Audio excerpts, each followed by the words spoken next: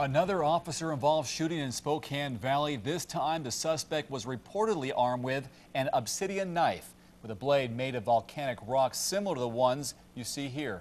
50-year-old Quentin Dodd was pronounced dead at a local hospital Sunday night.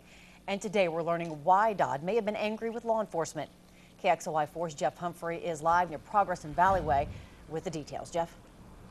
Well, Robin, Dodd was convicted of selling methamphetamine back in 2002, as well as for threatening two women who owed him money, threatened to shoot them.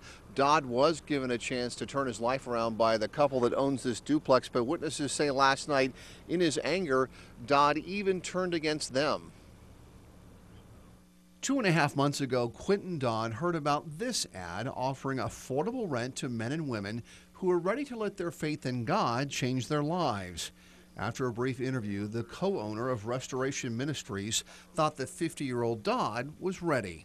It wasn't a very communicative person, so it's always been really difficult to get him to come out with what's he's feeling and was thinking. But he was wanting what we had to offer. However, last night, Dodd got into a fight with his roommates about the house rules, and so Dennis Seymour went to the duplex in the hopes of mediating a truce. He just wasn't himself, and he wasn't listening. And then when he was really threatening, he felt physically threatened, then he knew, you need to go. You need to go, and so we asked him to leave. And Dennis Seymour then called 911 and told dispatchers that Dodd was armed with a knife. By the time the first officer arrived, Dodd was several blocks away. Dodd was reportedly still armed with a sharp-bladed weapon when the deputy opened fire. They ordered him to drop his weapon. He wouldn't drop it, and the deputy fired his weapon at him. The Seymours now regret they did not do more to help Dodd with his problems, but they're also concerned about the deputy who fired the fatal shot and wonder what would have happened if police had never responded.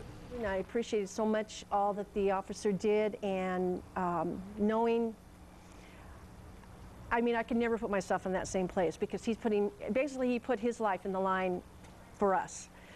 Who knows what could have happened to Dennis? Now, that Valley police officer involved in the shooting has decided not to wait 72 hours before being formally interviewed. He has now scheduled a meeting with major crimes detectives.